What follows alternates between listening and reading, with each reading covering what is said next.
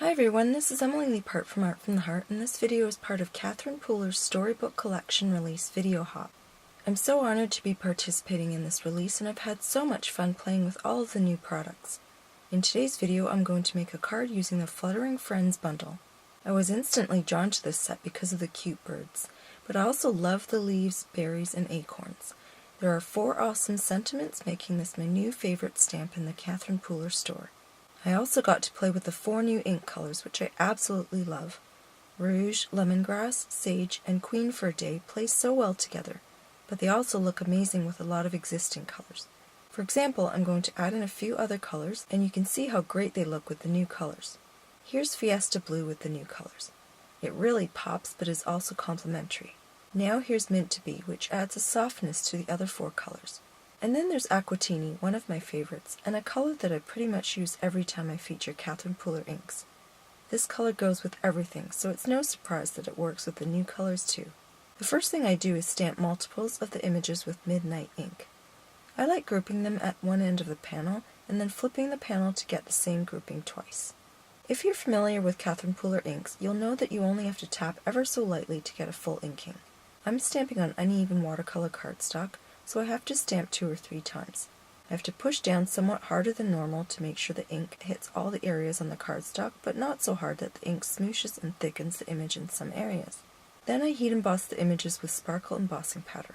I'll show you that step for the first panel, but I'll skip it for the second panel since it's repetitive. After I smoosh the inks on my craft sheet, I can start to watercolor the images. I start by coloring the berries with Fiesta Blue and Queen for a Day. Then I used Mint to Be, Sage, and Aquatini to color the small berry leaves.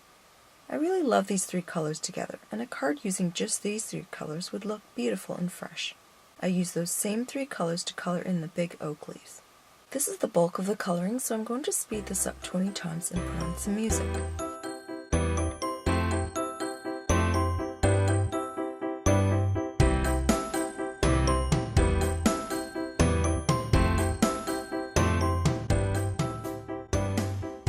When all the leaves are done, I colored the birds with the other 3 new ink colors, Lemongrass, Queen for a Day, and Rouge.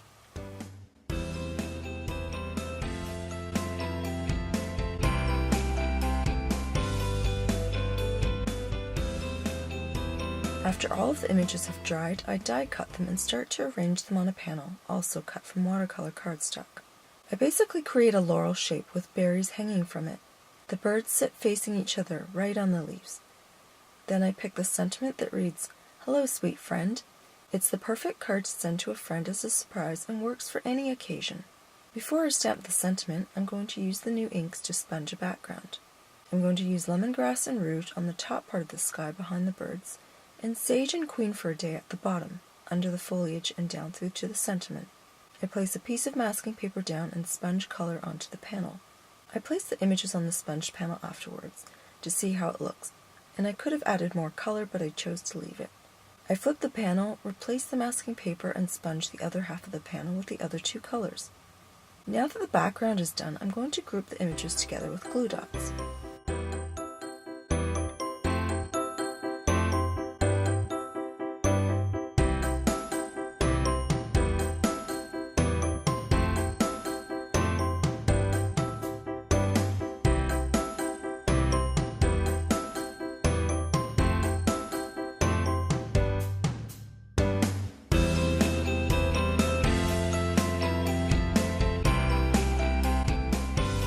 Then I place the sentiment and heat emboss it.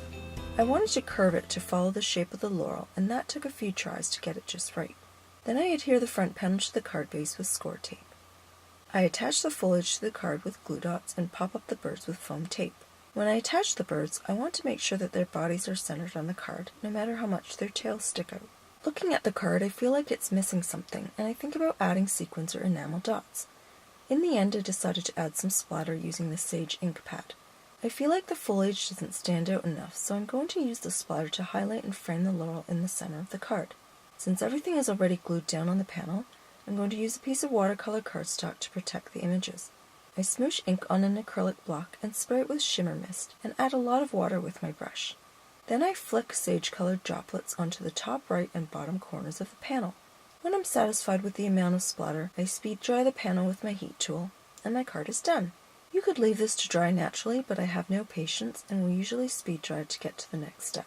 The only time I might let watercolor dry naturally is if I'm halfway through a project and I have to leave to do something else.